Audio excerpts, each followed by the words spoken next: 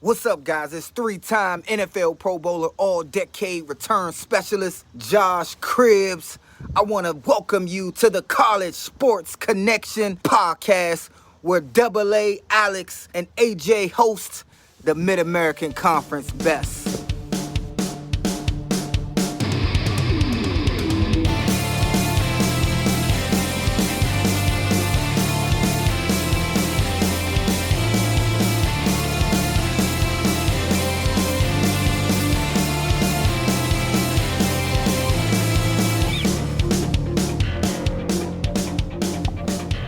All right, everybody, welcome back to the CSC podcast. We are here at the Fox Theater in the Motor City, Detroit, Michigan. I'm here with head coach of the Bowling Green Falcons, Scot Loeffler. Coach, thanks for joining me. Oh, it's so good to see you again. I enjoyed doing this last year with you. You guys do such a great job. Thank you so much. We appreciate that. And talking about doing a good job, look at you. What a year for Bowling Green last year. You getting back to a bowl game, beating Toledo for the second time in 4 years. I mean, this program's turning around. Yeah, we're heading in the right direction, and it's been a step-by-step process. It's been a long haul. We knew that we would stink in our first 2 years, and we were awful. And then year three, we said that the goal was to win 3 or 4 games, and then year 4, we wanted to be in a position that we're going to compete for the East, and it came down to Ohio and us at the end of the year, and we need to take the next step, and the next step is consistency. If you look at us, we would play unbelievable against Marshall, incredible versus Western Michigan, awesome versus Miami of Ohio, and then come out completely flat against Kent, completely flat, and didn't protect the ball at all against Buffalo. Mm-hmm. And so our mantra has been in the offseason, consistency, and the only way you become consistent is you have to have elite habits inside and out, and we've really made an emphasis that everything we do matters. Sure. And, the MAC is so competitive that if you don't have that type of mindset, someone's going to sneak up and beat you. And we see that every single year, right? It's so interesting. You talk about just, being competitive and just getting better. And I think that was kind of the tale of BG football last year is look really great, and then to fall flat. So now it's another year forward. It's year 5 of that system, if you will.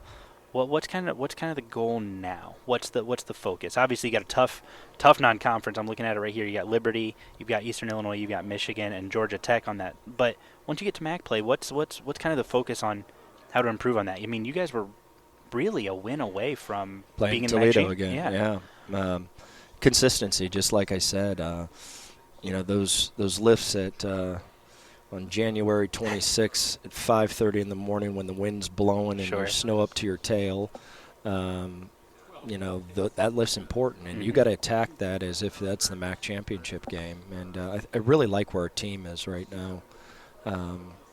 I think from here on out, we'll be in position to go compete for it all the time, and that's what our goal is. You're never going to win it back to back to back to back. That's not this conference, but you want to at least give yourself a position, be in position to give yourself a chance year in and year out to compete for it. So you've got loss of Matt McDonald. Mm-hmm. Great quarterback, did a lot of great things for you guys. Connor Bazelak seems to be at least per media, who seems to be the guy who's going to kind of take over the helm. But you've got Camden North, who really played really well in that bowl game for you guys. Yeah. How's that QB battle looking? It's been great.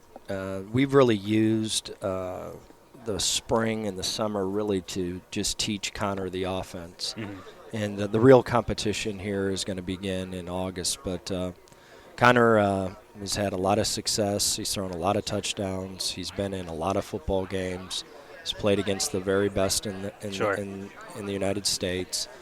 He's a good player, but what's happened is ever since Connor stepped on campus, it's really pushed Cam, and Cam has really, really improved. Yeah.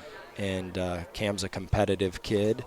I think the competition is going to be great. I think they're both friends, but they're going to both try to go win the job. Sure. And it's going to be a fun training camp to watch these two guys compete for that position. Well, and I think, part of that, but then so you're going to have a great quarterback battle, but you've got great receivers for these guys to, sling the rock to. I mean, Odio-Hilaire, just it seems like he came out of nowhere. Yeah, we watched OJ. We watched OJ in his 1AA school. I believe it was Alabama A&M. Yeah. And you watched him and you knew. And the minute he committed to us, Toledo started recruiting him like a madman. So they knew. He's a good player. Sure. I mean, and then Abdul, his teammate that just came in, he's a good player. Harold Fannin is, hands down, could be elite. Mm-hmm. Having Terrion Stewart back to be able to run the ball is absolutely imperative. Mm-hmm. And I think our offensive line will be as good as it's been in a long time. So things are coming together, there's no doubt. And I think defensively, our back end, we've got some young kids. This Husky, Jalen Husky, is a 6'2", 195-pound corner that runs really well. And we haven't had a guy that looks like him. So there's some, having Ferg back, to play that nickel position, it's really important. So I think our back end is going to match with our front seven really well. Okay.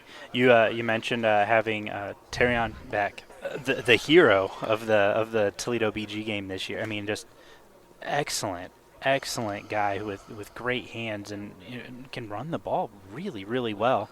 How great is that for you to get him back and just have him just kind of lead that backfield? Yeah, he's great. TK is a extremely smart football player. He's not big. No. He's not very fast. He's not this. He's not that. But the guy just finds a way to make plays. Smart. He's smart. He plays faster than what he is. And having him as kind of that utility back, and then we have Terrion Stewart. We got JP. We got some guys that really complement each other really, really well. You have a couple new coaches on staff. What's that going to look like? What are they bringing to the table to kind of switch up a few things offensively and defensively with schemes, with blocking patterns? How is that elevating the program? I mean, you lost Chris Hedden to Ohio Northern, which a great D3 job. And then Eric Lewis, lost him to Navy. Those are two quality coaches. How do you replace them? Yeah, we hired actually two defensive guys. Okay. I hired Coach Jackson, who's been everywhere. Yeah. He's Michigan State. He's been at Wake Forest, Purdue. I mean, he's a guy that's been around the block. Extremely good coach. He's a coordinator type of guy. Cool. And very good evaluator, very smart, Duke grad. Yeah, okay. He fits. And really does a good job with our kids. And then we hired a guy from Arizona, Bea Razul, who is a young guy. Okay. That is going to coach our corners, but has unbelievable relationships with players and recruits. He's just killed it in recruiting. And then offensively, we were plus on the offensive side. We've always been down a defensive coach, so that's why we went with two defensive coaches to kind of balance our staff out. Sure. And we moved Greg Nosal, which was a all-ACC player for Coach Beamer. He moved to coach the offensive line. He's back at where he belongs. He's been trained by Stacy Searles, who's the offensive line coach down at Georgia. Yeah, He's great. And great place to learn. then Alex Bear, our special teams coach, who is a former Falcon, we moved him to stay with the special teams, but he's coaching the tight ends, which that was what he played in at BG. Okay. I'd be remiss if I didn't mention the loss of Christian Sims to graduation to the league. It's how do you replace a guy like him on offense? We have one, and his name is Harold Fannin. Okay. And watch out. Okay. Harold Fannin is the real deal. Okay. He played as a true freshman last year. People will wonder why he went to BG before it's all said and done, and it'll be tough to keep him around. Let's just put it that he's one of those guys. He's a player, huh? He's a player. Okay, good to know. I'm excited to watch BG this year. You guys had a great turnaround year last year. That win against Marshall was legendary by its own rights. A great former MAC matchup. Kind of what's your mantra this year? Do you guys have anything that the guys are rallying around? What's the focus on this year? Consistency, and being able to play, there's one thing to when you line up and the other team's better than you and you prepped great and they're just better. You played great, but they're better. You can handle that. We lost 3 football games last year that the competition wasn't better, and that's hard. That's hard to swallow. So it's, being able to play the best we can week in and week out. And if we do that, we'll win our share of games. I love it. Anything for the fans at home? Any last words on Falcon football? Anything they need to be aware of coming into the season? Yeah, we've got a really good group of people, really good kids, good parents in our program, and I want them to come out and support them. I want to get those Falcon fanatics rolling. I'm the best cowbell guy in the history of cowbell. You are. We got to talk about that. You and Coach Tomich at the MAC the MAC tournament. And, yes. So whenever they push me out of coaching, I'm going to be the best damn cowbell person ever. So. That was absolutely electric. I was there watching you guys, and then all through the WNIT. But I think that's such a cool thing to see all the coaches kind of support each other as well. What Robin Freilich was able to do was incredible, and so it was really cool to kind of see you guys all kind of rally around that, and I think that's special. Yeah, and I think Derek's going to do a great job putting us in position to really be involved more with the student body than we ever have. Yeah. And that's really important. If there's one area, just because I had so many holes in the dam that I was trying to shut down, that's my next step with things off the field. I think our kids, and we do an unbelievable job in the community. But now it's really to get now involved with the student body, Sure. and they're just as important as anything, and we need to do a great job with them. Cool. Well, Coach, you guys have the first game of the year against Liberty. Should be a good one. Yeah. Looking forward to it. Thank you so much for your time today. We appreciate you're great. it. Thank you so much. All right, man.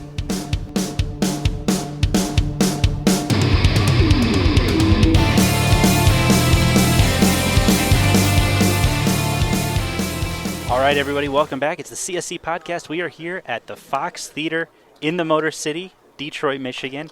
I'm here, the commissioner of the Mid-American Conference. So glad to have you back. Thank you for taking time out of your day today. It's great to be with you, and it's time to play football again. I know. It's this summer just has flown by, but I think we're all counting down the days till September 1st, right? Absolutely. Or I guess Ohio plays the week before in week 0. They get that trip out west. Like August 25th or 26th. Yeah. Absolutely. I think that's good for the conference to get on that national stage before everybody else. So that'll be really big. But no, welcome back. Glad to have you on the show. A lot has happened. We finally got an expanded playoff. This is something we have wanted for a long time. How big is this for the conference? Well, I think it's big for all of college football. I think one of the things we talked about, that I talked about previously about let's walk before we run with expanding the playoff, is what's it going to do to the regular season? Mm-hmm. If it devalues the regular season, then I question whether or not we want to do that. What we've found out in working it and how we've structured it, it's not only not going to devalue the regular season, it's going to make the regular season more valuable. Okay. More teams will be in the hunt longer into the season. That'll help us in terms of ticket sales, in terms of media attention, in terms of ratings, all of those things. It'll make our properties more valuable. Mm-hmm. It'll be a lot more fun. Yeah. So I want to ask you about that, actually, because I've heard multiple arguments about, does it devalue, does it not? And some of the takes I get from Power 5 pundits, if you will, say that it's going to devalue games like Ohio State, Michigan, because now both can get into the playoffs. My argument is both get into the playoffs anyway. Correct. So it's already, what is the value anyway? The other arguments, well, now a 9-3 Alabama can get in. If they've earned it, I think, then sure, they should get in. Sure. What's your kind of counter to that? Well, I look at it this way. Under the current scenario, by the time we get to the end of September, 1 month in, probably 12 to 15 teams are still in the hunt to be in the playoff. Mm-hmm. Well, you've just taken 120 people, 120 sure. teams off the board. Expanded playoff, we'll be into November, and 50 to 60 teams will still be on the board, being under consideration. I struggle to find how that's not more valuable for all involved. Sure. No, I agree with you. I am very, very much in the camp of give me the expanded playoffs. I love the idea of that. How much of a hand, now you were part of some of those discussions, right? How much of a hand did you have in that?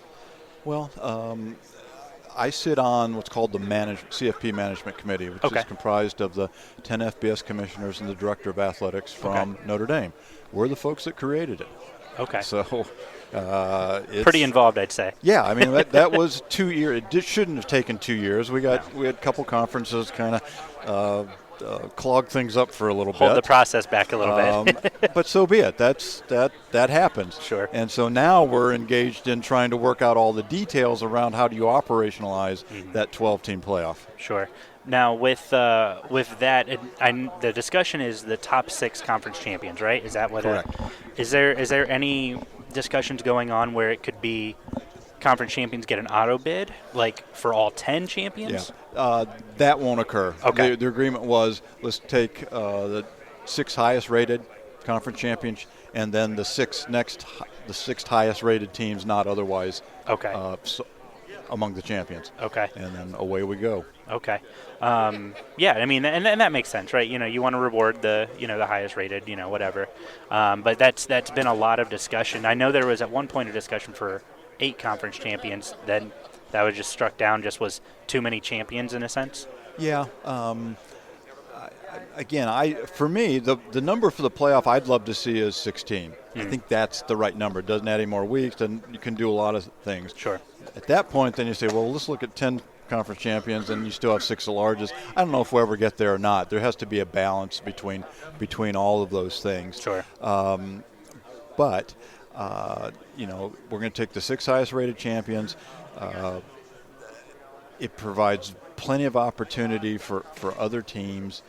First round of playoff will be at home sites, which I think is really, really going to be fun. Yeah. And it's also one of the complexities of it, by the way. Sure. That as we're finding out and trying to work on how do you set policies for band, or how many tickets you have to give the visiting team, right. or what little things you don't think about until like, oh boy, what do we do now? Right. And so we'll manage all of that. But to me, that's really one of the great things is going back to a campus site. And I can just, we'd up here in the Midwest, we'd all love to see an SEC team have to traipse into a Mid-American Conference arena, or bring them to Toledo, or a Big Ten. Yeah, those sorts of things. Sure. And that's kind of part and parcel of football. And you think about the NFL playoffs and the weather stuff that comes up and all that, and watch how people adapt and manage that. Yeah, no, and I think that's going to be such a unique aspect. I love the first round campus sites. I think that's a brilliant move, and I'm a big fan of that. Like you mentioned, would love to see, I don't know, an Alabama come to Ann Arbor in a first week of December. That'd be great. Who wouldn't love that? So let's kind of shift the conversation over to NIL. You guys have, we've seen crazy growth over this. With that growth, there has to be, I think, some sort of level of restriction, some sort of how much is too much. I feel like it's open. Now let's try to close it back in a little bit. What do you think? Well, there needs to be guardrails. NIL is a wonderful opportunity for student athletes who want to pursue that, right? And develop promotional opportunities, et cetera. That's all wonderful. Where it starts to go off the rails are these collectives or things are being developed where it's not really a promotional, it's a straight pay for play. Yeah. That's wrong. And so we need to figure out a way. Can we kind of get that toothpaste back in the tube there? I think we can roll it back a bit. Okay. But we'll see. Sure. No, and we jokingly call it the Wild West of NIL right now, because that's what it feels like. It's there's just so much openness with what can. I mean, we've seen guys that we've lost, like Carson Steele to UCLA. Well, and we may have lost that student athlete anyway, right? Sure. And so I don't get too caught up in some of that. We were losing student athletes prior to NIL. Fair enough. Right? But that's certainly another aspect of what's occurring. Part of the challenge right now is you don't know what's fact and what's fiction. Yep. And so is there a way we can build some transparency in all of this and really see and understand what's occurring? That would be helpful. No, that's fair. It's like I said, it's unbelievable just the shift of not only college football but college athletics as a whole, and just what's kind of there. In regards to kind of the future of the Mid-American Conference, how's the conference, I guess, going to encourage MAC teams to schedule their football to try to boost and elevate opportunities for the playoffs? Schedule smart. Schedule where your team is, right? Sure. We're all probably going to play one or two upper end of the Big food boys. chain game, and that's fine. Sure. But it doesn't mean you have to play the first place team in that league if you can help it. Maybe there's other people. The year Western Michigan went to the Cotton Bowl, they went on the road, beat Northwestern, beat Illinois. Mm-hmm. That's a pretty good model to follow. Yeah. No, that's a good model, and I think it's there's a level of consistency with it too, right? You want to make sure, again, you schedule appropriately. Can we win these games? Is this a paycheck game, as some call them? So I think it's super important to have those games and find that balance. And I think that's so tough because how many times do we schedule these games 5, 6, 7, 8 years out? Correct. It's a lot different with potential coaching staffs. You don't know what players are going to be, how good that team's going to be when you schedule them. It looks great. Correct. Are they 0-12 that year? Who knows? So it's just so tough to really balance that fairly with as far out in advance as we schedule. Yeah, that's fair. In terms of the state of the MAC, I mean, I think we're in a good place. Is there? We're hearing more expansion talks, so I'll just ask you: is there any rumbling within the conference? If you can't say, I don't want to get you in trouble, but is there any talk of maybe adding to not get lost in this next shuffle?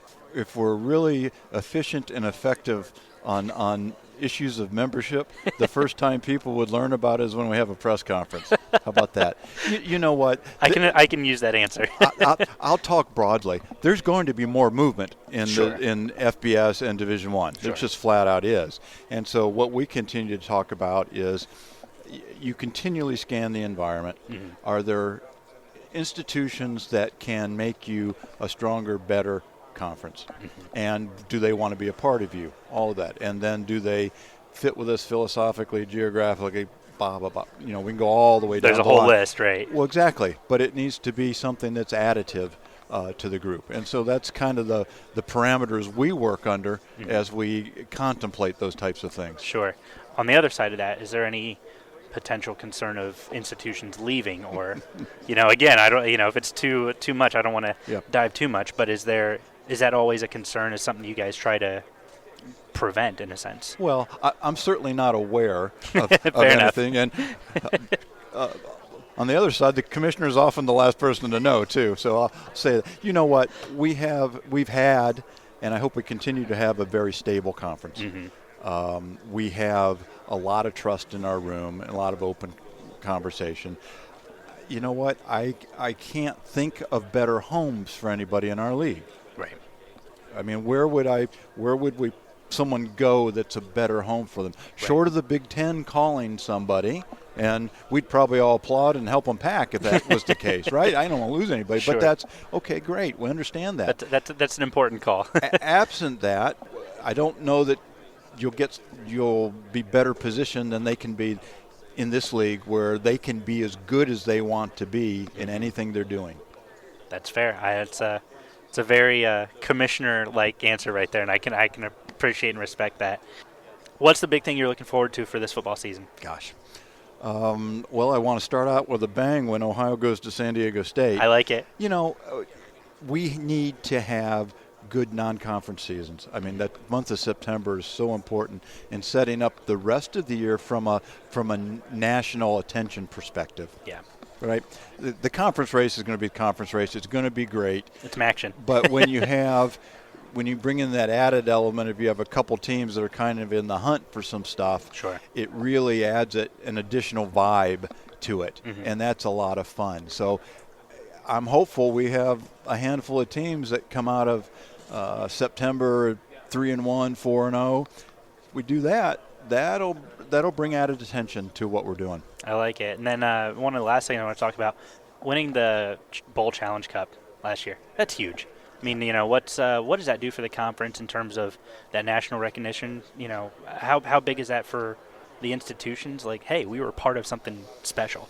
Well, it was a great way to wrap up the year because we didn't really have a great September last year. No. And so to finish strong like that was encouraging. And we've struggled in the bowls. We've,